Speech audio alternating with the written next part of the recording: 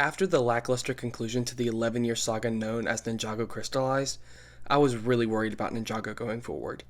Ninjago Crystallized was a huge disappointment to many Ninjago fans, including myself, and I feel this left a really sour taste in the community. So to say when Dragons Rising was announced I was really worried, well, that'd be an understatement. But I held out faith because I really wanted to see what the writers were going to do to win so many fans back. I am very happy to say that with the first 10 episodes of Ninjago Dragons Rising, they won me back. This is the change Ninjago needed. Ninjago was becoming stale, and Dragons Rising really flipped the status quo. This season made me fall back in love with Ninjago, and I'm going to tell you why Ninjago Dragons Rising is so amazing.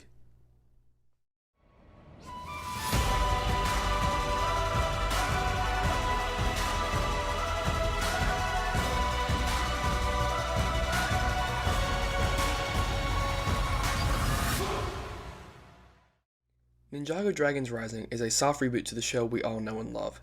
This new show brings a lot to the table, such as new characters, new locations and old, and the concept of the merge. The merge is exactly what it sounds like. It merged all 16 realms and more into Ninjago. This is how one of the new characters, Sora, and the main villains, Imperium, are introduced into the show. This is a very interesting idea and so far it has been executed very well. However, there are still so many things we don't know about the merge, and that's what I love. The show is creating questions that I feel like will get answered in future seasons, which allows for so much more storytelling and new stories to come. Anyways, let's take a look at the new and old characters that we get to know in this new show. Over the years, we fell in love with the main 6 ninja, but in recent years, they've become really stale. These characters just weren't growing or changing, and the lessons they learned would just be forgotten about in the next season. They would be repeating the same arc over and over and over again, and this caused these characters to become shells of their former selves. So, what did the writers do? They decided to get them out and make way for some brand new protagonists. While some of the ninja are still here, they are now in the backseat, and they are highlighting our new characters, Arin and Sora. I really enjoy these two so much, and their chemistry together is just so good. Now, let's dive into them individually. Arin is a really fun character, and I really think they handle him and his story very well. Arin lost his parents in the merge and is forced to go out on his own, and he eventually meets Sora. Arin has a really great mindset. He just wants to help people. He was a big fan of the ninja as a kid, especially Lloyd, and this gives him his motivation to become a ninja. But he quickly learns it's not as easy as he thinks. I think Arin is one of those characters that any little boy or girl can fit themselves into. He's just a great role model for little kids who are just now watching the show. He has learned a very basic form of spinjitzu, but it's not really a good form of spinjitzu. But this is where one of my nitpicks comes in about the season. Why is it such a big deal that he learned spinjitzu on his own? I feel like there are many other characters who more than likely didn't have someone to teach them who learned spinjitzu, such as Doubloon from Season 6. So why is it such a big deal now? Well, I don't really understand that decision, but hopefully they'll explore it a little bit more in part 2. While it may not seem this way, Arin has many struggles that show throughout the season. He wants to find a sense of belonging. He wants to find a family again since losing his in the merge. I do think Arin was a little underdeveloped in the first part of the season, but I think that was so they could give more of a focus towards Sora.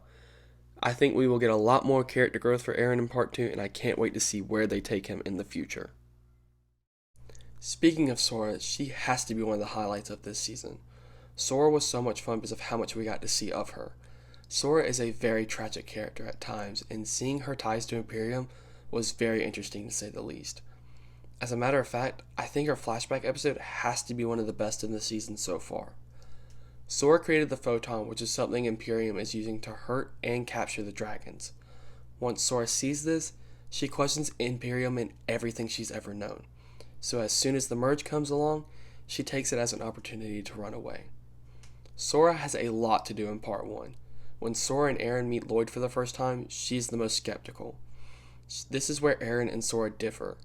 Arin is ecstatic to become a ninja because he finally got the chance to do what he's always wanted to do. But Sora just simply doesn't think she has what it takes to become a ninja. Sora is the new elemental master of technology. and her connection to Ryu is what makes her question if she truly does have these powers. Until she came across Ryu, she never saw signs of her having powers, so when the struggles of these powers come along, it makes her question everything. Throughout part 1, we see her become much more at ease with these ideas. Even though she still isn't 100% sure if she does have these powers, she wants to try and see where this road will take her. Introducing Arin and Sora into the show were some of the best ideas the showrunners have ever had. It truly is a breath of fresh air to have some new personalities join the ninja team to bounce off of our original ninja. Out of all of the original ninja, Lloyd gets the most to do this season as he is starting to transition into the master role that was set up for him all the way back in Season 7 of Ninjago. While Lloyd has gotten the most character development out of any ninja throughout the years, I feel like he's also the ninja that has regressed the most in recent years. Lloyd has always repeated the same character arcs, especially in recent seasons, and I feel as he's never learned from the lessons that has been taught to him in each season. The Oni trilogy was peak for Lloyd, but after that, he really declined as a character. But I'm now really happy to say that I think they're finally getting Lloyd back on track with this season. He still isn't perfect, but this season so far has definitely been a big improvement for his character. Basically, his storyline is he doesn't feel like he's ready to become a master because he lost Wu so suddenly. But Arin and Sora truly already see him as their master, but he just can't see that in himself yet. He doesn't feel ready, but as we can see, the world doesn't wait for anyone, and he really needs to step up in order to raise up the next generation of ninja. One thing with Lloyd's character that really stuck out to me were the flashbacks after being powered up by the Source Dragon. I really hope these flashbacks aren't one-off things and actually affect Lloyd's character in the future. It was such a cool scene, and I really don't want it to be one of those throwaway scenes that never get development in the future. So, throughout the season, he comes to terms with his new role, and while he isn't fully convinced he's the master yet, he truly is starting to step into that role. I really love the dynamic Lloyd has with his students, and all of their interactions are truly great, and I can't wait to see where they take this dynamic in the future.